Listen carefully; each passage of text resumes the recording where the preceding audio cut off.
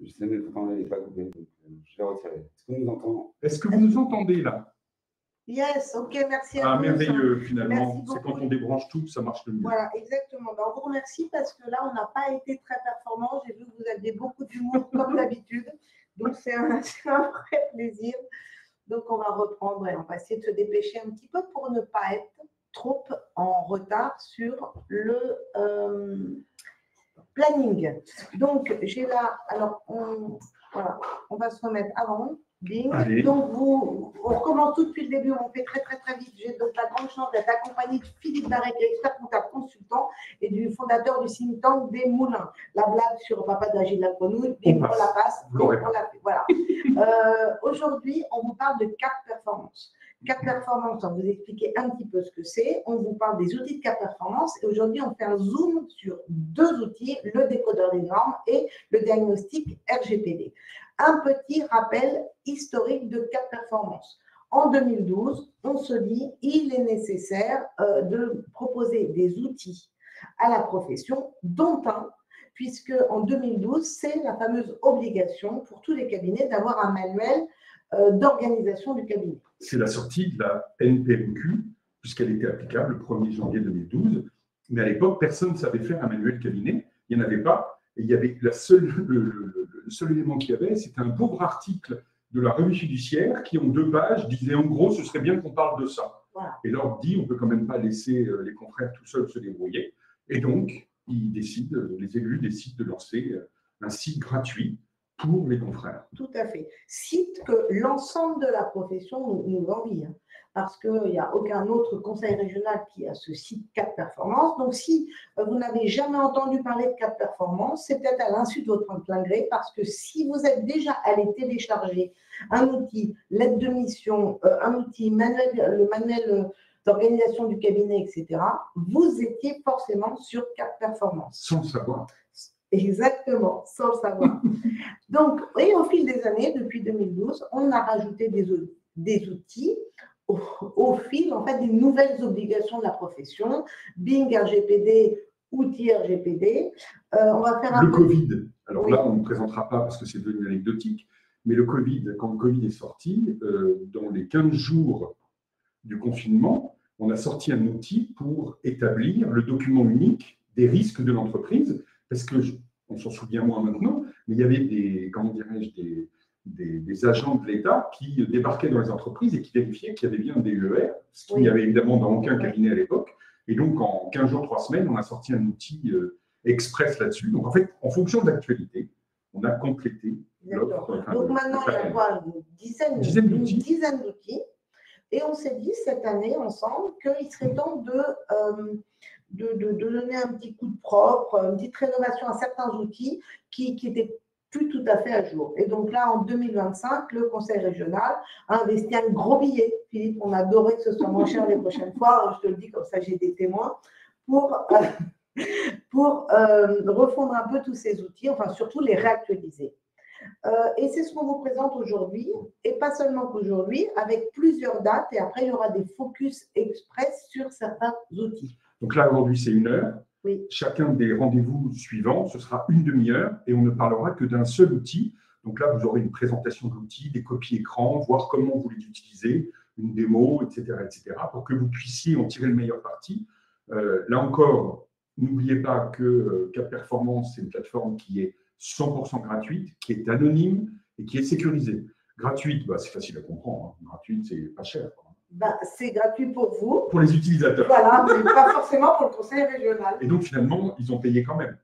Oui, par le biais des cotises. Exactement. Deuxièmement, c'est anonyme. Alors ça, c'est très important. C'est-à-dire que vous pouvez vous connecter, si vous le souhaitez, par le biais de compte expert, d'accord, si vous le souhaitez, mais de manière très claire, ni l'ordre, ni personne d'autre n'a accès aux données que vous allez saisir sur le compte que vous allez créer. Si vous n'avez pas confiance, si vous ne voulez pas qu'il y ait une trace de quelque chose quelque part ou je ne sais quoi, vous pouvez vous créer un compte sans passer par compte expert.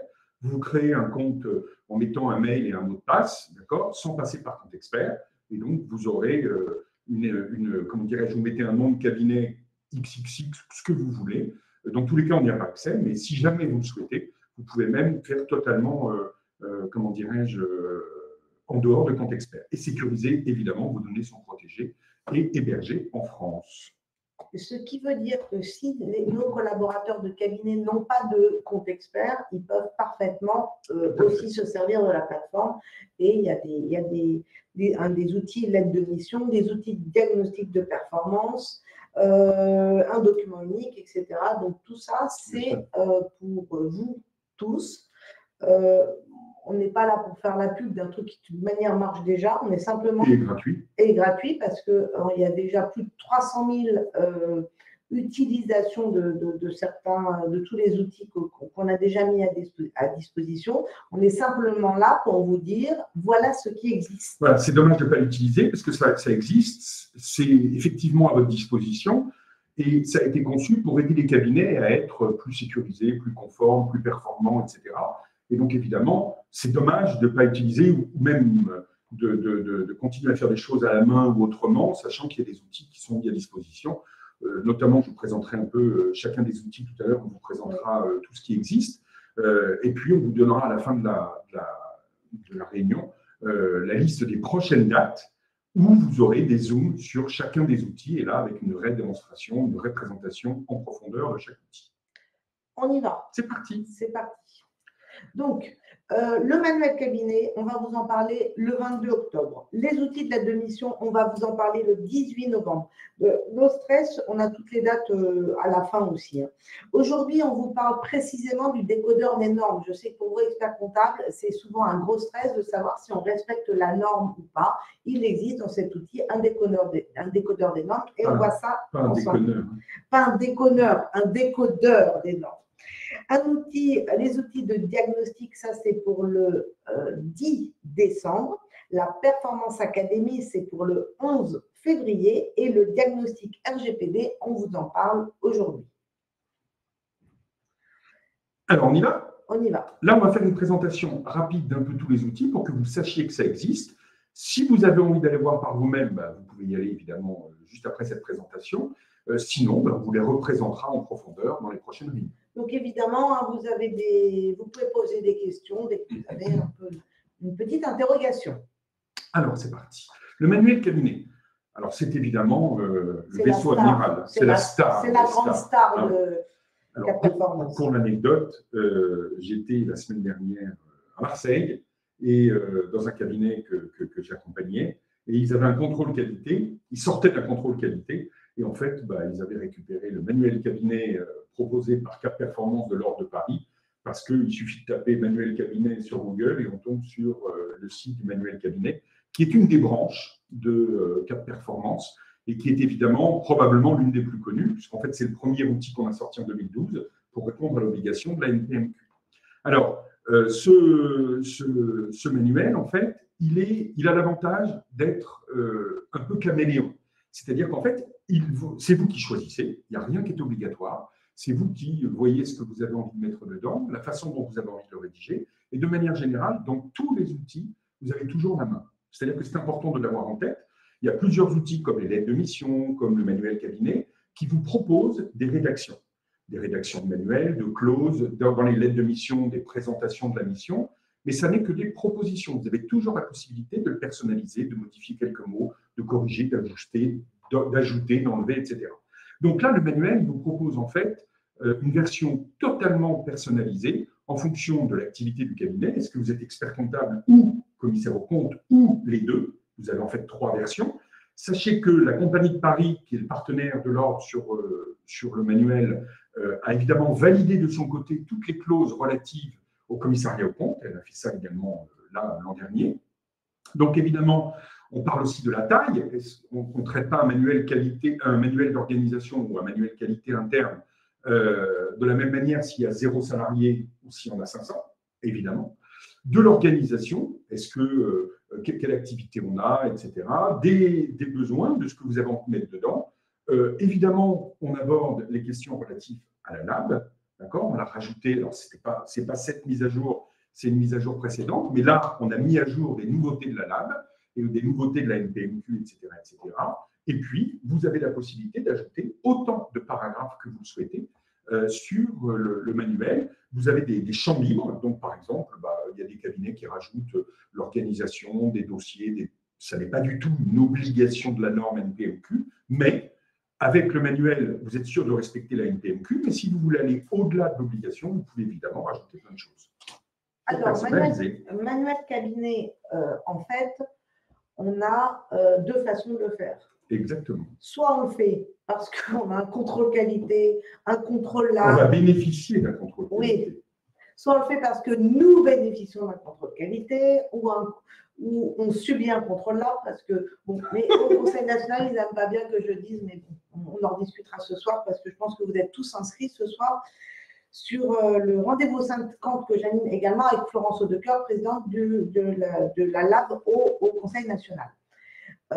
Petite pub faite, il y a deux façons de faire le manuel cabinet. Un, on répond à une obligation un peu à le minimum syndical. Son plein gré, et soit on s'en sert, et c'est ce que j'ai fait dans mon cabinet, soit on s'en sert comme outil d'onboarding quand on a des nouveaux collabs. Parce que donc le manuel cabinet, on peut y mettre beaucoup d'informations. L'organigramme, etc. Alors, j'ai un cabinet qui fait 10 collaborateurs. Hein. Vous voyez que l'organigramme, il n'est pas trop compliqué, mais il y a le service social, il y a celui qui fait le juridique, etc. Et c'est l'objectif du manuel cabinet. Il y a toutes les règles internes. Bien sûr.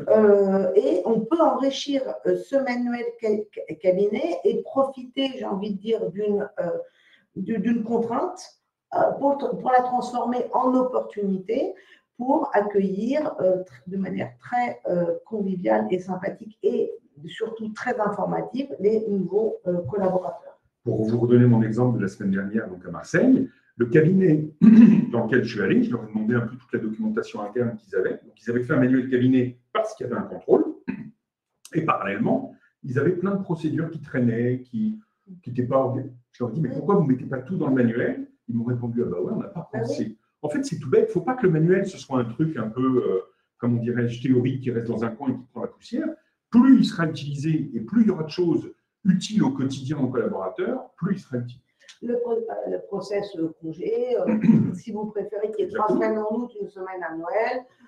Comment vous êtes sûr que tous les collaborateurs sont au les règles de télétravail, enfin, on met ce qu'on veut, et ça peut être un lieu unique, informatif pour l'ensemble du cabinet. Exactement. Comment on relance les clients, comment ceci, comment cela. On peut évidemment, on en reparlera dans 2 minutes, mettre un chapitre dans la lab, sur la lab. Il y a des cabinets qui préfèrent faire un manuel lab séparé. Rien n'est interdit, donc chacun s'organise un peu comme il veut, mais mettre le manuel relatif à la lab au sein du manuel cabinet ne pose évidemment aucun problème. À la limite, je vais vous dire, c'est peut-être un moyen d'être sûr qu'il sera lu, alors que si on a un manuel lab séparé, je ne suis pas sûr que ce soit très enthousiasmant. Alors, concrètement, comment ça fonctionne? Il y a le manuel, l'outil manuel vous pose un certain nombre de questions sur le nombre d'associés, la taille, etc., etc. En fonction de vos réponses, il va sélectionner les chapitres qui vous concernent. Par exemple, si tu réponds que tu n'as pas de salariés, toute la partie gestion du personnel, qui est un chapitre de la LAB, qui est un chapitre, de la NPMQ, disparaît automatiquement, puisqu'il n'y a pas de salariés, on ne va pas aborder ces sujets-là. Donc, plutôt que le confrère ou la consoeur clique non applicable, non applicable, non applicable, automatiquement, l'outil vire tous ces paragraphes-là pour ne laisser que ce qui est concerné. Alors, au contrôle qualité, parfois, les contrôleurs se posent la question, est-ce qu'on exige un manuel cabinet quand on est tout seul? La norme ne met pas de conditions, donc théoriquement, oui. Oui. Alors, après… Qu'est-ce que vous pouvez y mettre? Vous pouvez y mettre tous vos process de sécurité, voire peut-être vos codes si vous arrive un truc. Vos codes impôts net entreprise, etc., etc. C'est peut-être pas très sécure. Après, c'est aussi la possibilité de mettre tous vos process, mais pas forcément d'écrire une procédure en 3 pages quand on est tout seul, évidemment, mais c'est aussi, par exemple, ça peut être un document avec lequel vous avez derrière toutes vos, typiquement l'acceptation lab, etc., etc. Plutôt qu'il se soit éparpillé dans 50 endroits différents, on peut mettre un dossier dans le répertoire avec toutes les annexes, le dossier d'acceptation, le questionnaire d'acceptation, etc., etc. Donc tout ça, en fait, ça peut être aussi une boîte à outils Deux, même quand vous êtes tout seul, vous avez forcément besoin d'outils, etc., très concrets. Et donc voilà, ça peut être aussi votre lettre de mission type. Enfin, moi, je préconise par exemple qu'on utilise le manuel cabinet comme un peu un sommaire de toute la boîte à outils qu'on se crée quand on est tout seul. Donc, même tout seul, il peut être tout petit, mais il peut exister et ça peut vous rendre service. Bien sûr. On va avancer parce qu'on a une date spéciale, manuel cabinet le 22 octobre. Exactement. Donc, on vous dira ça de… Exactement. Alors, en 2025, qu'est-ce qu'on a fait sur le fameux manuel? Oui. La mise à jour, pour ceux qui avaient déjà un manuel, ça veut dire que ça vaut peut-être le coup que vous alliez rejeter un œil, d'abord parce que généralement, c'est un peu comme les lettres de mission, en fait. On en fait une au début, et puis après, la mission évolue, le client grossit, on n'avait pas de paye, on fait des payes, on n'avait pas de juridique, on fait du juridique. C'était une entreprise individuelle, on l'a transformée en société, et la lettre de mission, c'est celle qui date de 2012, c'est-à-dire d'il y a 15 ans, et on n'a pas changé, et après, il y a un pépin un jour, et on reste avec notre vieille lettre de mission qui n'a pas évolué. Et bien, le manuel, c'est un peu pareil. Si vous avez des collaborateurs que vous recrutez et que vous leur expliquez que pour le passage à l'an 2000, il faudra faire attention, ça risque de ne pas les motiver. En termes d'image, d'attractivité, c'est peut-être pas… C'est moyen. Ouais, on est d'accord. Donc voilà, ce qu'on a fait, c'est qu'on a évidemment mis à jour un peu tout ça. D'une manière générale, on a rafraîchi, on a mis à jour, on a parlé par exemple d'intelligence artificielle, on a parlé des choses comme ça. Typiquement, dans le manuel cabinet, vous pouvez aussi mettre votre charte d'utilisation d'intelligence artificielle. Exactement. Vous avez de plus en plus de collaborateurs qui l'utilisent. Avez-vous formé vos collaborateurs? Quelles sont les règles d'utilisation? Qu'est-ce qui est autorisé? Qu'est-ce qui ne l'est pas? Enfin, voilà, c'est des règles d'anonymisation. Enfin, il y a plein de choses qu'on peut mettre dedans, notamment sur les nouvelles technologies, etc. Les autres, en dehors de, je dirais, l'actualisation, la mise à jour, le rafraîchissement de tout ça, on a fait deux évolutions majeures. Premièrement, on a mis à jour de la NPMQ.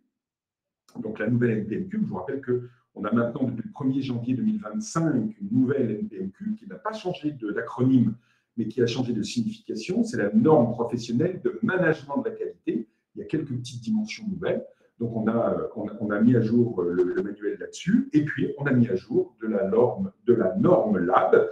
Donc, vous en reparlerez ce soir à 18h, mais on a mis à jour un petit peu tout ça en fonction des dernières publications. Voilà. Vous pouvez accéder au manuel cabinet, soit par le site Cap Performance, tout simplement. C'est un des modules qui est présenté sur l'écran principal. Soit vous avez un accès direct par le site Mon manuel cabinet. Super.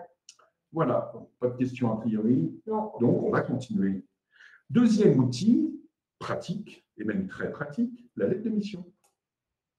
Alors, la lettre de mission, là encore, on a constaté, et il y a eu beaucoup de points là-dessus, l'idée c'était de se dire qu'il y avait deux sujets. Il y avait un sujet notamment qui était que dans les contrôles qualité, en fait, il y a beaucoup de choses qui sont remontées des contrôles qualité, puisque c'est un peu la veille de l'ordre sur la profession. On s'est rendu compte qu'il y a beaucoup de confrères qui faisaient des lettres de mission qui ne correspondaient pas du tout à la mission qu'ils faisaient. Non pas parce qu'ils n'avaient pas envie de faire bien, mais parce qu'ils avaient loupé une marche et qu'ils n'avaient pas bien compris, et je ne sais quoi. Exemple typique, faire une lettre de mission de présentation pour un BNC ou faire une lettre de mission mais ne pas vouloir attester à la fin en disant « mais moi je ne fais pas l'attestation ». Dans ces cas-là, faites pas une lettre de mission de présentation, parce que la mission de présentation, la définition même, c'est une mission qui aboutit à une attestation. Donc, si vous n'avez pas envie de faire d'attestation, faites une autre mission, mais ne faites pas celle-là. Et donc, on a créé l'outil lettre de mission avec deux vertus principales. La première, c'est d'aider les confrères à déterminer quelle est la bonne mission. Donc, vous avez au début, quand vous vous connectez à cet outil, vous avez un accompagnement sous forme de questions. Et on vous dit qu'est-ce que vous voulez faire, c'est qui votre client, est-ce qu'il fait des comptes annuels ou pas, est-ce que c'est une mission comptable ou autre chose, etc., etc. Et ça vous guide. Vous avez un tutoriel finalement qui vous amène vers la bonne mission. Et puis après, une fois que vous confirmez que c'est bien la mission que vous voulez faire, vous avez la possibilité de rédiger la lettre de mission correspondant à cette mission. Vous êtes sûr que la rédaction que vous aurez est conforme au texte. Bon. Sinon, vous avez la possibilité, si vous êtes clair dans votre tête et que vous n'avez pas besoin d'assistance, entre guillemets, au choix de la mission, vous allez directement dans le chapitre rédaction. Et là, vous avez de la même manière un accompagnement pour la rédaction. Donc, on vous demande si vous faites la mission comptable, fiscale, sociale, si vous voulez faire une lettre de mission que pour la compta et une autre lettre de mission pour le social, le juridique ou le reste. Vous avez la possibilité de faire évidemment des missions d'accompagnement, de pilotage, de full service, etc. Et donc, vous avez des chapitres, des paragraphes, qui vous sont proposés avec présentation de l'équipe, budget, etc. Et pour chaque chapitre, chaque paragraphe de la, comment dirais-je, de la lettre de mission, vous avez là encore, exactement comme le manuel qualité, le manuel d'organisation. Si vous connaissez le manuel, vous avez exactement la même présentation de l'outil lettre de mission. L'outil vous propose 2 ou 3 rédactions et c'est à vous de choisir celle qui vous convient. Si aucune des rédactions ne vous convient, qu'à cela ne tienne, dans ces cas-là, vous choisissez un petit bout de la première, un petit bout de la deuxième, c'est du Word, vous rédigez ce que vous voulez, comme vous voulez, vous faites OK, et votre manuel et votre lettre de mission est parfaitement personnalisé. Il y a déjà 4400 cabinets qui ont créé leur compte et qui ont créé 30 000 lettres de mission. 35 000. 35 000. OK. En fait, concrètement parlant, nous, experts comptables, on a 2 façons de faire sa lettre de mission. Soit on se sert de cet outil, soit on va prendre les exemples proposés par la profession sur le site du Conseil national. Alors, vous avez compris, j'ai bien dit exemple et pas modèle, parce qu'il n'y a rien d'imposé. Hein, donc, on vous donne des exemples. Ça, c'est important. Contrairement à l'attestation de présentation ou au rapport d'auditeur ou au rapport de commissaire aux comptes, où là, au mot près, il faut respecter la norme, dans la lettre de mission, c'est totalement libre, c'est contractuel. Vous faites ce que vous voulez. Soit on fait, comme beaucoup de cabinets, dont le mien, hein, on reprend les Word des années d'avant, et puis, je ne sais pas, tous les 3 ans, je me réveille en disant, au fait, est-ce que nos lettres de mission sont bien conformes? Là, cet outil, il est à jour régulièrement en fonction. Je sais que pendant longtemps, on a eu un grand stress qui était le paragraphe sur la RGPD dans les lettres de mission. On attendait une proposition de paragraphe, etc., etc. Grâce à l'outil, là, on a un outil à jour régulièrement. Tout à fait. Les conditions générales également sont proposées. Donc, vous choisissez. Je vous rappelle que toutes les conditions générales ne sont pas obligatoires. Donc, c'est vous, par exemple, typiquement, le classique, c'est est-ce qu'on prévoit une clause pénale si le client s'en va dans l'année, en plein milieu de l'année? Ce n'est pas une obligation, c'est une possibilité. Donc, si vous dites oui, vous cochez oui et il vous propose des rédactions. Si vous cochez non, vous n'aurez pas la rédaction sur la clause pénale. L'outil vous permet également de stocker vos lettres de mission, de faire un point, d'avoir un tableau de suivi des lettres de mission, etc., de dupliquer une lettre de mission. Par exemple, si tu as eu la semaine dernière une lettre de mission pour un restaurant qui voulait que tu l'accompagnes en rentabilité, en pilotage, et que cette semaine, tu as un nouveau prospect qui est un restaurant et qui te demande, tu n'as pas besoin de réinventer l'eau chaude, tu dupliques la lettre de mission de la semaine dernière, tu crées le client et voilà, l'affaire est faite. Alors Philippe, il nous reste une demi-heure. Alors on y va. On y va parce qu'en fait, l'aide de mission, c'est le rendez-vous spécial au 18 novembre. Voilà. Donc, c'est ce que j'ai expliqué. De la même manière, vous choisissez vos lettres de mission. Évidemment, ça fait le tableau de partage des activités à la fin. Évidemment, ça stocke les lettres de mission, etc. La mise à jour porte notamment sur tout ce qui est actualisation des jurisprudences, etc., etc. Et donc, on l'a intégré. Évidemment, tout ce qui touche au RGPD, tout ce qui touche à ces choses-là. Et puis, on a intégré également des nouveaux exemples de lettres de mission, notamment l'assistance au contrôle fiscal, l'assistance au contrôle URSSAF. Alors, donc en Ile-de-France, on est 6800 experts comptables. Donc, il y a évidemment beaucoup de litiges. Et quand il y a des litiges qui sont à 80% en fait entre un client et son expert comptable, le premier réflexe, c'est vraiment la lettre de mission. Et il faut absolument qu'elle soit à jour. Et assistance contrôle fiscal et contrôle d'URSSAF font partie aussi des points délicats avec des clients que vous assistez, puis qu'à la fin vous disent « je pensais que c'était compris dans la lettre de mission ». Donc déjà, à minima, soyez vraiment très transparent avec vos clients sur le mode de facturation de votre assistance au contrôle d'URSSAF et au contrôle fiscaux. Et donc, si vous le souhaitez, il y en a des exemples de lettres de mission pour cette assistance bien particulière. Mais soyez vigilants parce que les honoraires, c'est la source numéro 1 de litige entre un client et son expert comptable. Je prends l'exemple du contrôle fiscal ou du contrôle URSSAF. N'oubliez pas aussi, si vous n'avez pas envie de faire un contrat un peu officiel comme le propose le site en question, préparez votre avenant sur la proposition de mission pour le contrôle fiscal ou le contrôle URSSAF. Une fois qu'il est sorti, vous le sortez sous Word, vous faites un copier-coller, vous le mettez dans un mail et vous demandez au client qui vous confirme par mail qu'il est d'accord avec cette proposition. Vous n'êtes pas obligé de faire une signature papier ou numérique. Une fois qu'on a une lettre de mission qui est dans les règles de l'art, n'oubliez pas que les avenants peuvent être un peu moins formels Et donc, vous faites un copier-coller de ce que génère l'outil lettre de mission. Vous aurez toutes les clauses qui vont bien. Vous faites un copier-coller dans votre mail et puis voilà, c'est réglé. On est d'accord. En fait, l'idéal, c'est une vraie lettre de mission avec toutes les clauses. Si vraiment le client a vraiment beaucoup changé, beaucoup évolué, on peut 5, 6 ans, 7 ans après, en fait, en fonction de l'évolution du client. Genre, vous avez une start-up, vous commencez à 100 000 euros de chiffre d'affaires et puis vous êtes à 10 millions après, ce que je vous souhaite tous. Là, vraiment changer la lettre de mission. Et s'il y a des changements à la marge et des augmentations d'honoraires à la marge ou de nouvelles missions, vous pouvez parfaitement le faire dans un mail, en fait. Bien sûr. Le principe, c'est un échange avec le client. Le consentement. Il faut qu'on ait juste recueilli le consentement du client avant de faire la mission. C'est la seule contrainte, donc ça peut être un mail. Le mail, maintenant, est la communication naturelle avec un client, donc n'hésitez pas. Allez, on y va. Ensuite, il y a le diagnostic. Je vais prendre la souris parce que j'ai l'impression qu'on a peut-être des messages que je ne vois pas, parce que ça ne bouge pas le truc. Voilà, c'est ça. Alors, vas-y, je te laisse regarder et puis moi, Non, je fais mais en le fait, il n'y a diagnostic. aucun message. Voilà, j'ai Il y a que des gens qui se bonjours, connectent. Ah, la lettre de mission sera-t-elle actualisée? C'est ce qu'on vient de dire, c'est fait. Quelles sont les dernières mises à jour du manuel? On vous l'a dit. Excusez-nous, hein, j'avais des messages qui ne descendaient pas. Toujours pas des questions à tiroir ou un saupoudré d'un peu d'IA?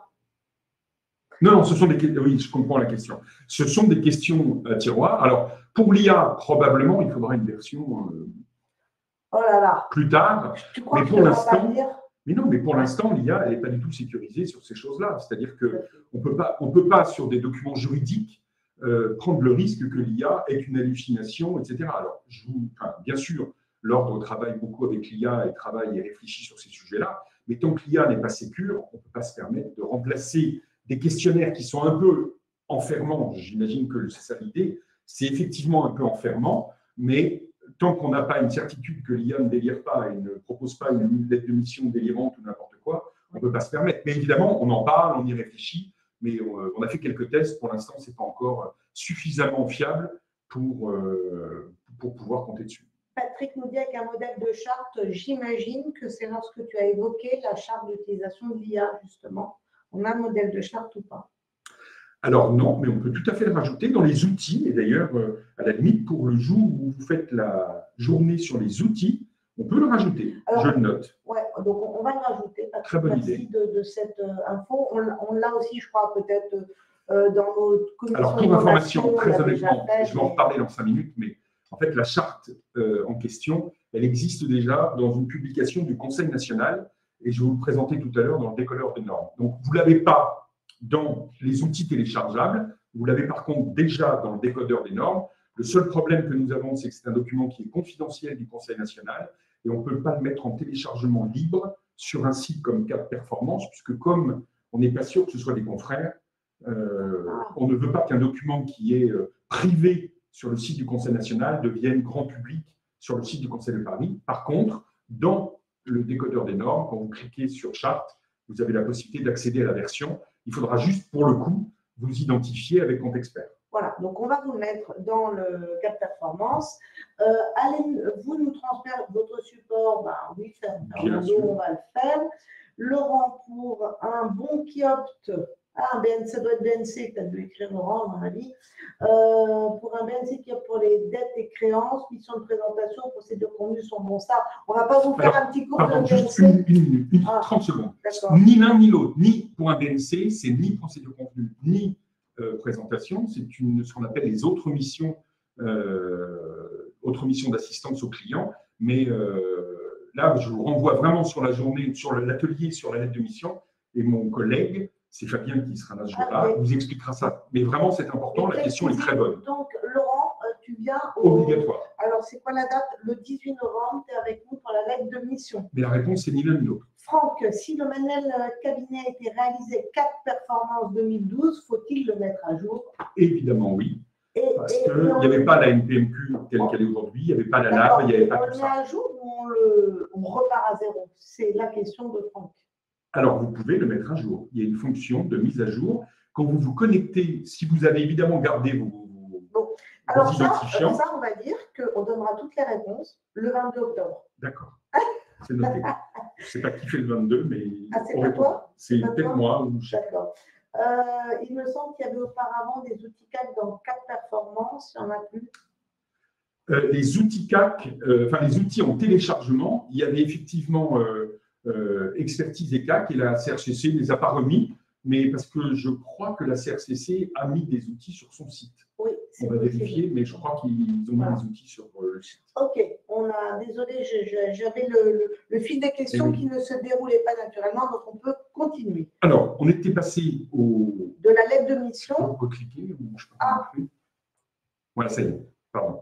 Donc, là, on passe au troisième site qui est le diagnostic performance. Donc, le diagnostic performance, c'est donc un site sur lequel vous avez plein de diagnostics disponibles pour diagnostiquer votre cabinet. Je rappelle que c'est confidentiel et qu'on ne sait pas qui vous êtes. D'accord ?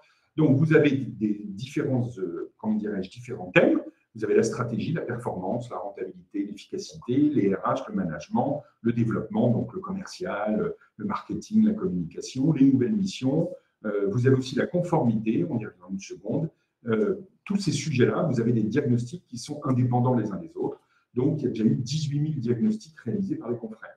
J'attire votre attention sur la conformité. Si vous avez, par exemple, si vous avez des doutes sur est-ce que vous êtes à jour de toutes les règles, la déonto, les normes, les machins, le truc, vous avez un diagnostic qui est totalement confidentiel et qui vous permet de faire un diagnostic, un contrôle qualité à blanc de votre cabinet pour voir où est-ce que vous êtes vraiment dans les clous et où est-ce que vous êtes un peu léger. Et donc, ça vous permet aussi d'avoir une idée de ce qu'il faut, sur quoi il faut travailler. Comment ça fonctionne? Très simple. À chaque fois, c'est pareil. Vous choisissez le diagnostic, le thème du diagnostic qui vous intéresse.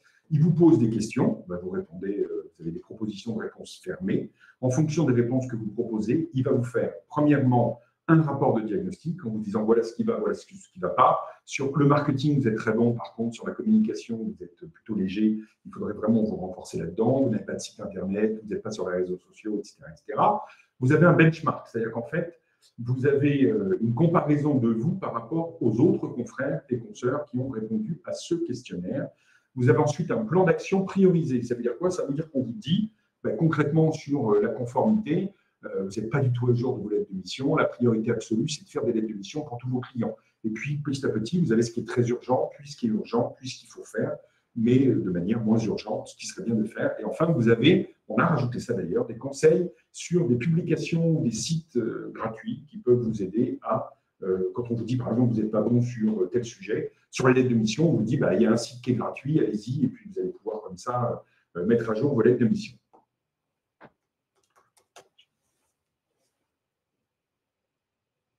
Ah, je fais des bêtises dès que je touche avec la souris.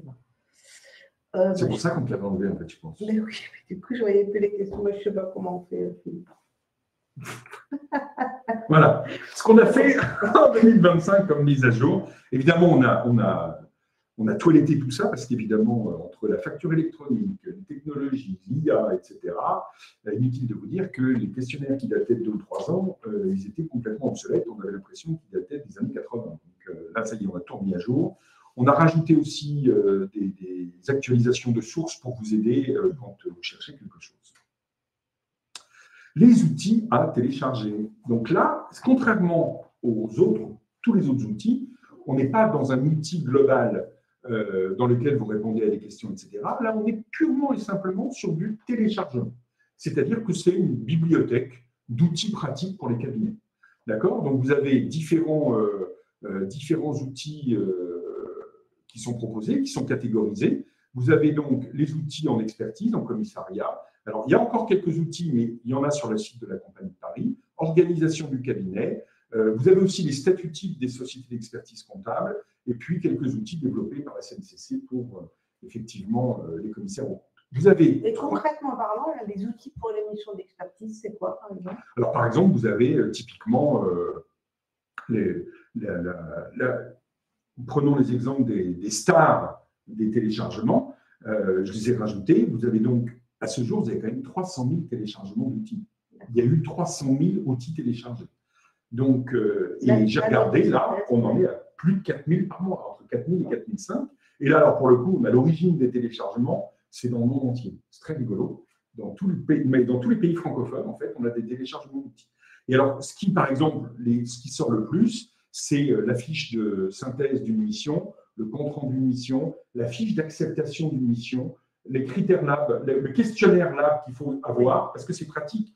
En une page Excel, tu cliques, à la fin on te dit c'est un risque élevé, c'est un risque Il est vrai comme ça. que vous Et donc, bénéficiez de la vigilance. contrôle qualité, on va vous demander le questionnaire LAB, qui est l'appréciation du risque, et on en parle ce soir, Ouais. pour l'ensemble de vos clients. Ça, c'est une obligation de chez obligation. Voilà. Et donc là, c'est totalement gratuit, c'est pratique, c'est du Excel de base, donc on n'a pas mis de macro justement pour éviter les paramétrages un peu compliqués ou les blocages par les ordinateurs des outils, ou alors c'est du Word, ou alors c'est du PowerPoint, mais dans les outils, tu as la fiche d'accueil d'un nouveau collaborateur, le livret client, quels sont les contrôles incontournables sur un dossier. Je reprends la question du confrère tout à l'heure. Sur un dossier, même si vous n'êtes pas en mission de présentation, il y a un outil qui est quelle est la liste des contrôles incontournables qu'on doit faire sur un dossier avant d'arrêter les comptes. On ne peut pas arrêter les comptes si on n'a pas fait ça. D'accord. Même si on n'est pas dans une Alors, il y a mission de Patrick qui présentation. nous demande si la note de synthèse est reliée avec une API avec le logiciel de production comptable. Bien sûr. Ouais. Alors, le principe de ça, c'est qu'effectivement. Non, je rigole, on adorait le faire, mais là, oui. je crois on ne s'appelle pas Sedge, c'est Gide, enfin, on n'a pas les. C'est des petits outils les pratiques moyens, gratuits. Sauf à multiplier les cotisations par 10, 20, 30 ou 40, là, ça pourrait être. Non, mais ceci étant, effectivement, on pourrait imaginer, alors pas comme ça, mais à la limite, on pourrait même imaginer une formation sur comment utiliser les outils en mettant certains outils, en utilisant l'IA, et quel que soit votre outil de production, on pourrait parfaitement imaginer, en anonymisant évidemment tout ça, parce qu'il y a aussi ce problème-là, de générer des comptes rendus, des rapports. Mais l'anonymisation, on me dit que c'est compliqué, c'est partiel. Enfin bref, on est dans les. On en reparle bientôt. On en reparle bientôt. Ok, super. Il y a d'autres questions, j'ai vu que ça bougeait. Je vois pas ce qu'il y a Alors, écrit, mais j'ai vu que ça bougeait. quand mettez-vous un logiciel de production, ça c'est Laurent, à dispo gratuit? Ah bah oui, bien sûr. Et puis même si vous voulez des collaborateurs, on vous les met à disposition gratuitement. Hein, tu pourrais embaucher une centaine de collaborateurs et puis un peu comme du coworking, tu vois, on les propose en… Là, on a déjà… Ah, c'était de lourd. Ah oui. C'était de lourd. Merci Laurent. On avait compris, pas de problème. Alors on y va, on avance, on va être en retard après. Ben oui. Alors, les outils à télécharger. Donc en 2025, on a évidemment intégré tout ce qui était nouveauté, par exemple sur la NPMQ, des choses comme ça. On a évidemment intégré la question de la facture électronique. On a aussi Il y a par exemple un exemple de courrier qu'on peut envoyer là, à tous nos clients où on les informe que le choix de l'APA, c'est… Alors, on n'a pas, parce que ça existe déjà sur le site de l'ordre. Tu peux l'intégrer? Ah bon? Enfin, oui, on peut. Ok, très bien. Merci Philippe. Alors, il faudra que je regarde la vidéo pour noter tout ce que je dois faire. Oui. Je regarderai le replay. Merci. Oui, tout à fait. Mais ceci étant, si vous avez une urgence, c'est très important d'écrire très vite à vos clients, à tous vos clients, pour leur dire de surtout pas choisir PDP dans l'urgence, etc. L'urgence absolue, c'est qu'ils vous signent des mandats comme ça, vous aurez le temps de le faire tranquillement à ce moment-là. Mais vous pouvez écrire à vos clients, surtout qu'ils ne signent rien avec un prestataire qui vous proposerait un accompagnement. On l'a déjà vu, tu te souviens, un prestataire qui propose un accompagnement entre maintenant et le 1er septembre 2027 pour 100 ou 200 euros par mois. Évidemment, dites à vos clients de surtout rien signer sans vous en parler avant. Et ça, on peut le mettre effectivement comme… Si on parle de la facture électronique, vous savez qu'au Conseil régional, on a fait tout un circuit facture électronique. Donc, on a les parcours de la transformation qui sont 1h30, une fois par mois, que je co-anime avec les grands chefs de la facture électronique. Et on a des ateliers qui s'appellent les actus de la facture. Vous en aviez un hier matin de une demi-heure animé par Gilles Bossigé et Julien Catanèse sur les cas d'usage, parce que donc il y a la facture électronique en général, il y a toutes les exceptions qui sont les 36 cas d'usage, et donc hier a été traité une des exceptions, et ça c'est, je crois, 2 ateliers par mois. Il y a une newsletter aussi facture électronique, donc on est là à vos côtés, à mon avis pendant 2 ou 3 ans, le temps de déploiement de ce grand chantier qui vont vraiment impacter nos cabinets en termes d'organisation. On avance parce que sinon on va être super en retard, Philippe. Alors, Donc là, effectivement, ce sont que des fichiers Word et Excel totalement personnalisables. Donc vous mettez votre logo dessus, etc. Vous en faites ce que vous en voulez. Il n'y a vraiment pas de problème là-dessus. L'objectif, c'est vraiment de vous filer un coup de main et d'éviter que vous ayez tous à réinventer l'eau chaude quand vous créez des outils, quoi. Donc voilà. Tout à fait. Performance Academy. Donc la Performance Academy, pareil, ça a été créé à l'époque en 2012. L'objectif était de proposer un cursus aux experts comptables pour les aider justement à devenir des vrais chefs d'entreprise, c'est-à-dire de s'ouvrir vers autre chose en abordant toutes les dimensions de la gestion d'un cabinet d'expertise comptable, c'est-à-dire améliorer la performance du cabinet, donc améliorer la performance au sens large, hein, mieux répondre aux attentes des clients, améliorer la rentabilité, améliorer ses méthodes managériales, développer des nouvelles missions, etc., etc. Donc l'objectif, c'était vraiment de mettre en œuvre et d'accompagner, je dirais, pendant quelques mois, un cabinet. C'est du coaching collectif, en fait, pour améliorer la gestion des cabinets. Je ne connais pas un seul expert comptable qui l'ait suivi et qui n'a pas été content. On ouvre les chakras. On défocus en fait le quotidien du cabinet qui nous oppresse tous, c'est-à-dire TVA, liasse fiscale, paye, etc. On prend du recul, on fixe des stratégies ensemble. C'est vraiment top. Moi, je l'ai fait avant la Performance Academy, peut-être en 2010, et c'était vraiment une richesse absolue. Et pour votre information, tous nos contrôleurs qualité suivent cette formation de Performance Academy. Oui, parce que dans le contrôle qualité, je vous rappelle qu'à Paris, il y a une dimension accompagnement à la performance, échange sur le cabinet, etc. Et justement, ce cursus de la Performance Academy aide les contrôleurs à avoir des repères et à vous aider, à vous donner des conseils, etc. Mais vous pouvez faire la Performance Academy par vous-même. Donc, c'est des ateliers mensuels, c'est une journée par mois à peu près.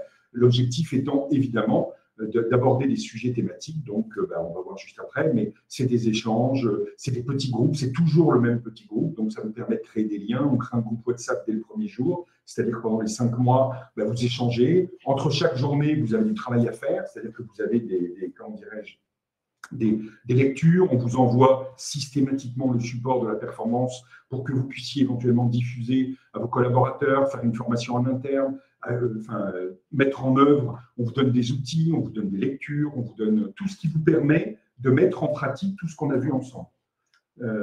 Honnêtement, c'est vraiment on aurait pu appeler ça la transformation académique parce que c'est entre le cabinet du début et le cabinet de la fin, il y a quand même une marge incroyable. Mais 80% des experts comptables en Île-de-France ont moins de 5 collaborateurs. Et donc, on est souvent isolés, nous, à tête de nos cabinets. Et là, c'est vraiment un partage d'expérience. Évidemment, on est là pour apprendre, mais aussi, on se retrouve dans un petit groupe et ça crée vraiment quelque chose et on se sent un peu moins seul, et ce qui n'est pas négligeable, et surtout par ces temps qui courent de transformation rapide et réelle, et parfois un peu, qui dit transformation rapide, dit angoisse. Oui, c'est violent. Enfin, alors pour info, évidemment, c'est des ateliers, donc c'est vous qui travaillez, et à la fin de la journée sur la stratégie, vous repartez, alors évidemment c'est un brouillon, mais vous repartez avec la stratégie de votre cabinet. À la fin de la journée sur les nouvelles missions, vous partez avec 3 ou 4 nouvelles missions quasiment clés en main, avec c'est qui les clients, c'est qui, qu'est-ce qu'on propose dedans, c'est combien le budget qu'on propose à nos clients, comment on va le proposer, etc. Parce que comme on est 8 ou 10 à chaque fois, on fait 2 ou 3 groupes de 3 ou 4 personnes, de 2 ou 3 personnes, et chaque groupe travaille sur une mission, ce qui fait qu'à la fin, chacun met en commun, et en travaillant sur une mission, vous avez 4 missions qui tombent à la fin de la journée. Donc ça, le 11 février, on a un focus d'une demi-heure que sur cette performance académique. Et alors, si vous voulez, vous avez même une performance académique qui commence dans 3 semaines, un mois. D'accord ? Il y a un groupe qui est monté. D'accord ? Et donc, voilà le programme des 6 journées. Donc, les fondamentaux de la transformation, comment on transforme un cabinet, c'est quoi la conduite du changement, quelles sont les erreurs à ne pas commettre, comment on embarque les collaborateurs, comment on les motive, comment on les implique. Après, vous avez comment on construit une stratégie, une différenciation, un projet de cabinet pour votre cabinet. Pour votre cabinet, l'objectif, ce n'est pas un cours. Hein. Il n'y a jamais de cours à la Performance Academy. C'est que du travail sur votre cabinet. Après, c'est les nouvelles missions. Quelles missions sont adaptées à votre cabinet, à vos clients, à ce que vous avez envie de faire, à vos collaborateurs. Ensuite, l'organisation revoir l'organisation, les process du cabinet pour arrêter d'enfiler des perles, de faire des trucs inutiles. Là encore, vous avez un spécialiste de l'organisation et des normes qui vous forme et qui vous explique qu'il faut arrêter de faire des travaux qui ne servent à rien. Vous avez des jeux où là, il y a des grincements de dents parce que les experts comptables se rendent compte que peut-être qu'ils font des travaux qui ne servent pas à grand-chose et donc ils passent beaucoup de temps à faire des trucs inutiles et que le client n'est pas prêt à payer. Ça vous permet d'alléger la saison fiscale, ça vous permet de réduire la pression sur les collaborateurs, ça vous permet d'être plus utile à vos clients. Après, le marketing et la com, et enfin les RH, comment les accompagner, comment piloter le changement au niveau des RH, comment manager, comment tout ça. Et donc, vous savez tous que le Conseil régional d'Île-de-France, la Compagnie des commissions de comptes de Paris et de Versailles du Centre, nous avons la gouvernance d'une école qui s'appelle Supexpertise et cette formation est proposée évidemment par Supexpertise. On vous a mis le lien. Et même le QR code à droite. Et le QR code, et Stéphane nous demande les modalités financières SVP.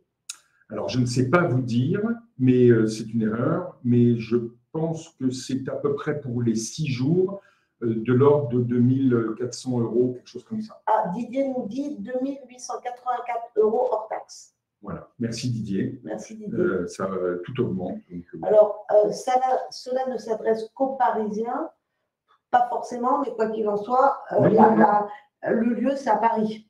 C'est ça. Alors, le lieu, c'est au 50. Hein. C'est-à-dire que ce n'est pas à Courbevoie, notamment parce que, justement, comme on a envie que… Courbevoie, c'est l'adresse de l'école Supexpertise. C'est les locaux de Supexpertise, mais la Performance Academy se tiendra intégralement au 50 rue de Langres. Donc, si vous êtes provincial et que vous pouvez faire le déplacement, vraiment, vous êtes les bienvenus. Évidemment, oui, il n'y a pas de sujet là-dessus. Bon, honnêtement, là encore, si vous voulez, vous avez une plaquette, une présentation beaucoup plus précise sur le site de Supexpertise de la Performance Academy. C'est vraiment un parcours qui est très, très, très enrichissant. Et avant, si vous prenez ce parcours-là, vous aurez fini avant la saison fiscale. Et croyez-moi que les 6 jours que vous allez passer à apprendre à vivre un nouveau cabinet et une nouvelle façon d'exercer votre métier, vous allez largement les récupérer pendant la saison fiscale parce que vous allez mettre en place des nouvelles méthodes que vous allez pouvoir diffuser à vos collaborateurs et qu'on va vous donner les transparents de la formation que vous pourrez utiliser pour former à votre tour vos collaborateurs. Et donc, voilà. Philippe, on y va. Je suis désolée de te dire, si tu peux revenir sur slide. Je ne sais pas si tu as bien tout compris de la Performance Academy, parce que quand tu dis c'est avant la saison fiscale, je suis désolée. Moi qui ai suivi la Performance Academy il y a 20 ans, je sais que là, je suis en saison fiscale, en fait, parce qu'on est en compta en temps réel et qu'il n'y a plus de saison fiscale une fois que tu as compris la Performance Academy. Alors, ce n'est pas exactement ça. Alors, tu as parfaitement raison, on est en compta réel. D'ailleurs, ça fait partie des choses que l'on voit. Et pour l'anecdote, il y a une consoeur qui a fait la Performance Academy. Les premiers jours, on leur demande quel est votre rêve à la fin de la Performance Academy, si vous aviez une baguette magique. Et elle dit, voilà, moi, ça fait 20 ans que je rêve de partir aux vacances de Pâques avec mon mari qui lui a des vacances. Et donc, ça fait 20 ans que je suis au cabinet à ces moments-là, je n'ai pas les comptes du mois de mai, etc. Elle a fait la Performance Academy et après la Performance Academy, à Pâques, elle nous a envoyé une carte postale de ses vacances. Vous avez compris. Voilà. Donc, vous voulez partir au ski en février et en avril, suivez la Performance Academy, je pense que là, ça c'est motivant. Bon, allez, on avance. Ouais. Le décodeur des normes. Alors, là, qu'est-ce que c'est que le décodeur des normes? Alors, en fait, l'idée, c'est quoi? C'est de se dire, les normes, même si l'objectif, ce n'est pas de faire des textes compliqués, parce que c'est les experts comptables qui les écrivent, mais c'est quand même très contraint, c'est des obligations. J'ai envie de dire, avec un jeu de mots, les normes, soit c'est en 2 mots L apostrophe, ou en 2 mots les normes. Et c'est vrai que souvent, on se fait une montagne des normes qu'on trouve énormes. Et illisible et indigeste. Et on est paumé. Et là, c'est le fameux décodeur. Voilà. Là, c'est vraiment… alors, à l'origine, on n'avait mis que les fiches pédagogiques sur les normes et la déonto. Et puis, on a eu tellement de demandes de plein d'autres choses qu'on a rajouté plein d'autres documents, y compris les textes bruts. Donc, par exemple, toutes les lettres de mission dont tu parlais tout à l'heure, les exemples de lettres de mission du CNO, vous les récupérez là, par exemple, etc. Une fiche sur le secret professionnel. On a fait des fiches, voilà. Ça, c'est les fiches pédagogiques. Oui. Donc, évidemment, elles sont conformes au texte, à la déontologie, aux normes, etc. Mais on les explique de manière beaucoup plus pédagogique, avec une structuration beaucoup plus…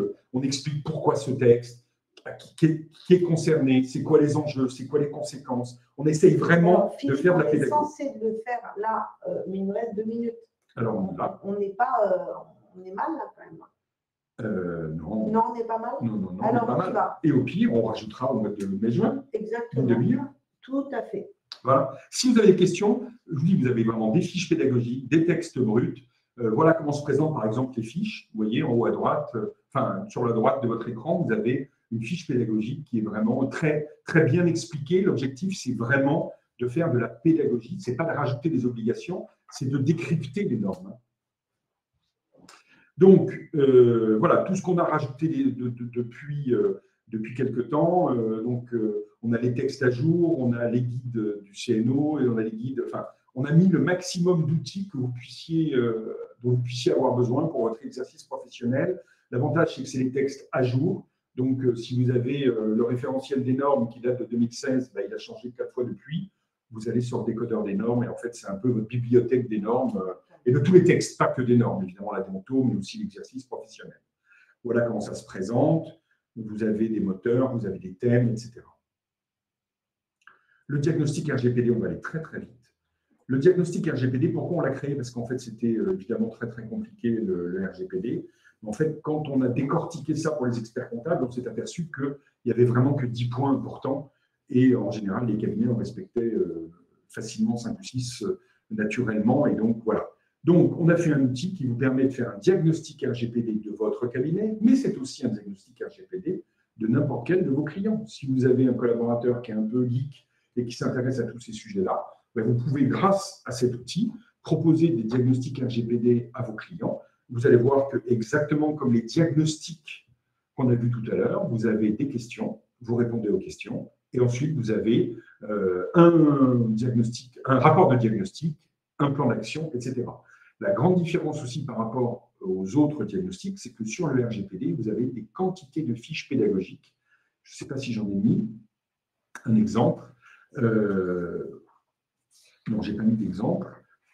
Non, je n'ai pas mis d'exemple. Mais vous avez de la pédagogie, mais vraiment, vous avez des fiches sur les différents sujets. Ça veut dire quoi être dans telle ou telle situation? Ça veut dire quoi anonymiser ou pseudonymiser, etc., etc. Vous avez vraiment beaucoup de pédagogie, ce qui veut dire que c'est vraiment un outil clé en main pour faire le point sur le RGPD dans votre cabinet. Évidemment, on a extrait des morceaux de ce diagnostic RGPD pour le mettre dans vos lettres de mission. Dans les conditions générales de vente, on a des chapitres qu'on vous propose si vous n'avez pas envie de faire vos lettres de mission sur l'outil de lettres de mission de l'ordre.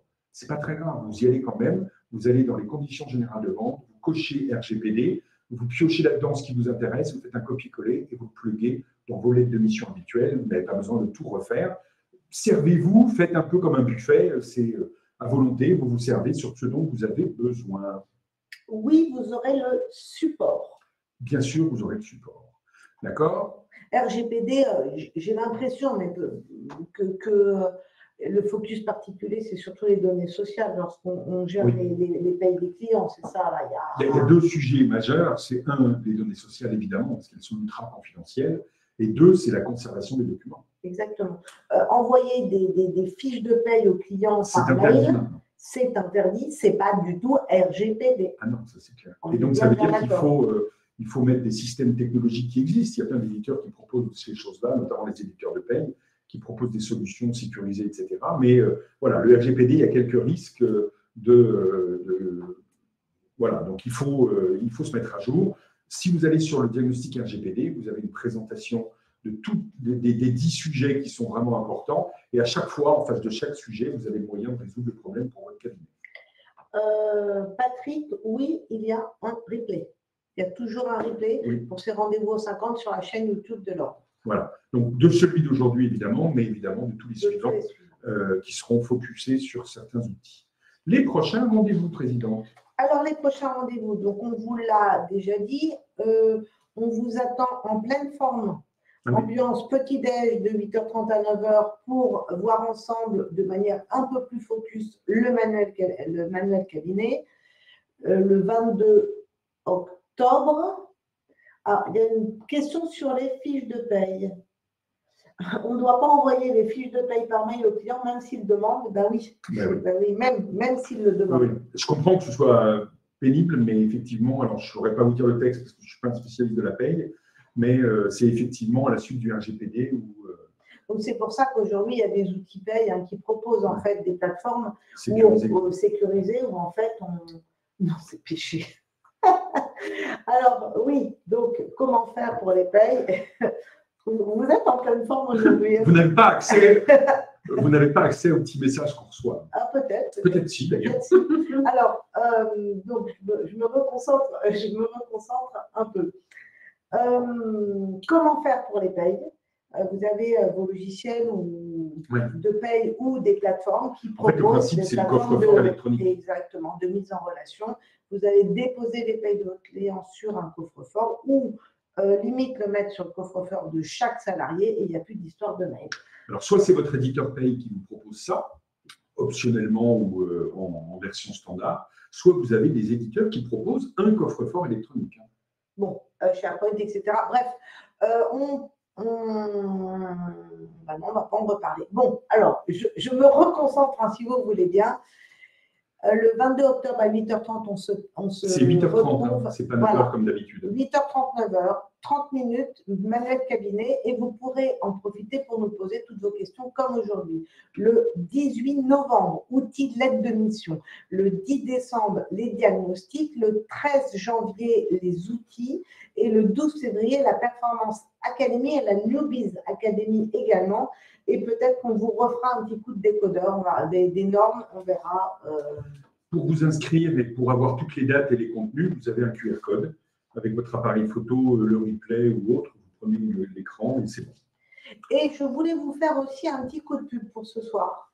Parce que ce soir, j'anime avec Florence Auducœur, la présidente du conseil, du comité lab du Conseil national de l'ordre, un rendez-vous aux 50, tout savoir sur la nouvelle formation lab. Il y a en fait 2 focus. Vous avez tous l'obligation de suivre une formation avant le 31 décembre 2025, tous, vous les experts comptables. Pas encore vos collaborateurs, ça c'est pour 2026. Honnêtement, moi je l'ai faite. Ça dure 3-4 heures, mais honnêtement, c'est bien fait. Et bon, ça permet de remettre à jour un peu les idées au clair, etc. C'est 3 fois 1h30. Oui, c'est ça. Voilà. Donc, on vous explique tout ce soir et aussi, on vous explique avec Florence, concrètement parlant, qu'est-ce que ça veut dire que la vigilance renforcée. C'est-à-dire, là, on va vous prendre 3 secteurs d'activité, les bars tabac, le bâtiment et les boîtes de nuit. Donc, quand vous êtes dans ce genre d'activité à vigilance renforcée, nous avons, nous, experts comptables, des contrôles renforcés à faire. Et concrètement parlant, ça veut dire quoi? Donc, je vous invite à le suivre ce soir. Si vous ne pouvez pas, ce n'est pas grave, ça sera en replay, vous pourrez nous retrouver. Mais là, on va passer 1h30 passionnante, avec du pratique au concret. J'ai un bar tabac. Alors, on l'a préparé avec Florence et vraiment, on a bien rigolé. Je pense qu'on rigolera bien ce soir aussi parce qu'il y a 2-3. Et ça, c'est fort, même rigoler sur la lab. Oui, et ben voilà, ça, c'est du talent. C'est du talent. Merci à tous de votre attention. Oui, il y a un replay sur la chaîne YouTube de l'ordre. Oui, vous aurez les slides. Merci pour votre clarté, votre bonne humeur. Non, c'est que des merci, des trucs. Merci à vous tous. Merci à vous. Vous avez bien participé, c'était sympathique. Et gardez l'humour qui vous a habité ce matin. Et je vous dis à ce soir. Merci beaucoup, Philippe. Au revoir. Merci. Merci. Le truc rouge en bas.